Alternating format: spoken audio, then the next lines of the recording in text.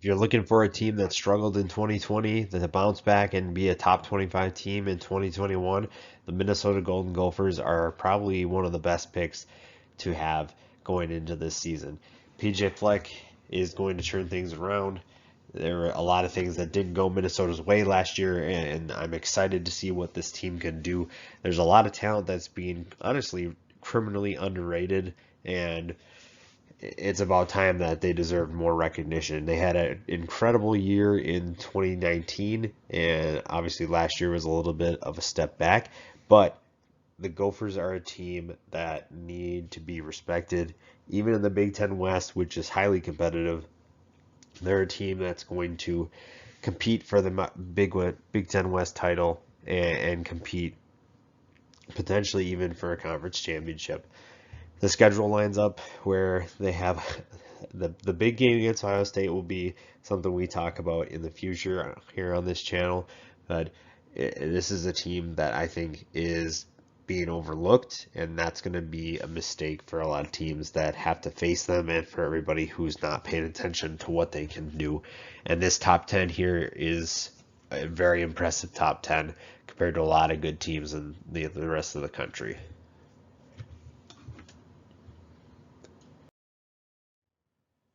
At number 10, we have Tanner Morgan. Now, Tanner Morgan did not have a great year last year, but he still made some throws that reminded you of his 2019 season in which he threw for over 3,200 yards with 30 touchdowns to just 7 interceptions.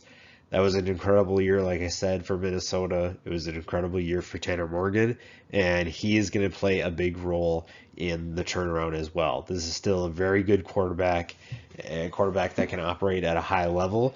It's just a matter of now he's in the same system again. Last year was the first time under Mike Sanford's system, and it's going to be good for him to get settled. And now he has a full year of experience under his belt, another offseason to get better, to learn the playbook a little bit better, and he has the talent around him, especially up front now, to make things a little bit better for him in terms of running the offense.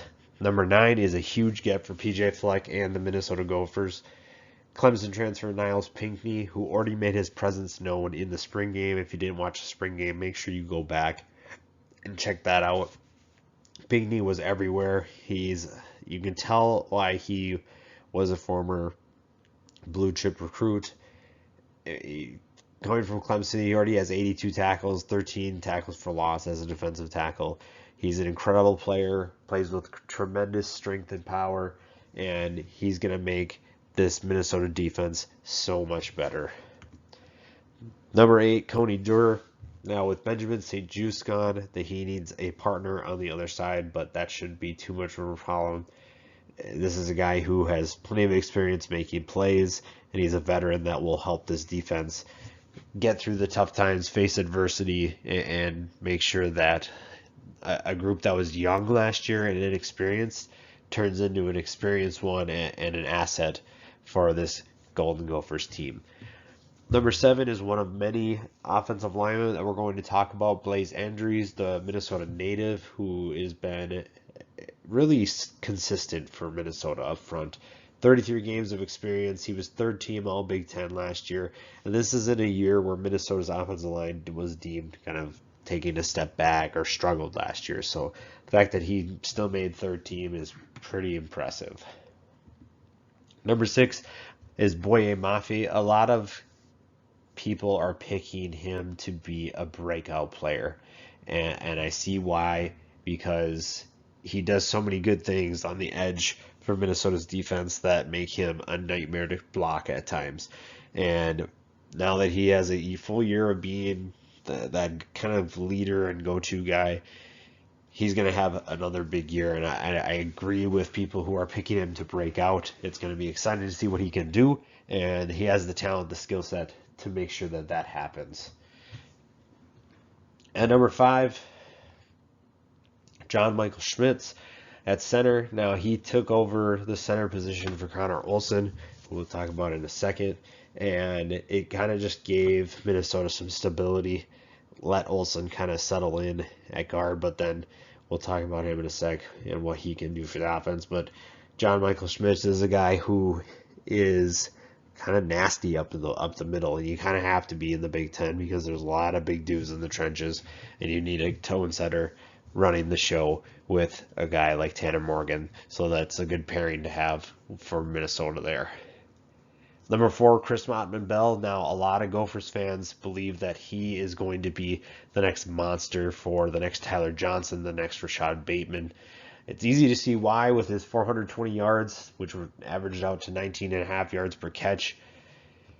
Didn't have a ton of touchdowns, but part of that has to do with Minnesota's offense kind of struggling at times, mostly running the football. But Chris Mottman-Bell has the tools. He's athletic enough to make sure that they can move the ball through the air, and it'll be exciting to see what the other guys around him can do. But for now, he is the go-to guy, and it's going to be exciting to see what he can do with a full season. Number 3, we mentioned before, Connor Olson. Very versatile. He started all 45 games of his career. He's played left guard, right guard, and center, and that's depth right there by himself. So one player provides depth at 3 positions. That's something you don't see a lot in college football. Not every team has the luxury of having a guy that can play those 3 positions, and the fact that he can do that and play them really well means that Minnesota doesn't really have to worry too much about depth unless he gets hurt. Now, hopefully that doesn't happen. Injuries were a big issue for Minnesota's offense last year, and if they can avoid them this year, this is going to be an offense that's terrifying to face. And one of the big reasons for that is Mohamed Ibrahim. He was 3rd-team All-American last year, 1st-team All-Big Ten, rushed for over 1,000 yards and 15 touchdowns, and that's impressive because teams were literally stacking the box to stop him. Minnesota was running the ball so much, and it didn't even matter, and that's a tribute to him and his offensive line, and that's without 2 of Minnesota's best linemen. One we'll talk about here in a second, and the other one being Curtis Dunlap. They both are back, and that's a reason to believe that Minnesota's just going to run all over pretty much everybody. Mohamed Ibrahim is one of those underrated players. I don't think he gets nearly enough respect in the country. He's a top 5 running back. You can make the argument that he's top 3. I can make that argument. I will make that argument. He's one of the best running backs in all of college football. The things that he did last year, running behind kind of a new offensive line. They had 2 new starters. And like I said, they struggled with injuries, and that's just really an incredible feat for a guy who played 7 games. So I think that he deserves more credit for what he did, and hopefully he takes a little bit of a load off of his legs, and hopefully Minnesota is able to move the ball through the air a little bit more consistently so that they don't have to run him as much. And number 1, Daniel Falele, a guy who sat out last year with everything going on with COVID. I don't blame anybody for sitting out last year. You needed to do what you needed to do and keep yourself safe, keep your family safe, do whatever it is you thought was right. I support that. He is back, and it looks like he has dropped some significant weight, and he looks like he's in the best shape of his life. He looked good in the spring. He even threw a touchdown pass, which was kind of funny to watch. But this is a guy who at times makes things look effortless. Pancakes that normal offensive linemen have to try super hard for or use a lot of power. He's able to make it look like he's not even trying. And he's going to be a big reason why Minnesota's offense takes a step forward this year. Protecting Tanner Morgan's blind side or whoever the quarterback is, Daniel Falele has a future in the NFL. He might even be a top 10 pick if he has a good year. I think that he's going to rise up draft boards pretty quickly after this season is all said and done, and he's going to play a big role in helping Minnesota's offense get back on track. PJ Fleck is a super talented team. That's just 10 players that we talked about. We mentioned a couple others, and it's a big reason why I think Minnesota is going to be a lot better this year. And it's the Big Ten West is competitive, but Minnesota is going to put their name into the hat, and they're going to put their name into the ring, I should say, and they're going to compete. And PJ Fleck has them rowing the boat. He has a bunch of elite players there, and it's going to be exciting to see what they can do. They get a couple guys back, which is huge for the offense. The defense takes some steps forward. Maybe they become experienced now that they have a full year, even though it wasn't a full year last year, under their belt. And they get a couple guys back that can be veterans, and they get a guy like Niles Pinkney that can help up front. Is this a team that competes for the Big Ten championship?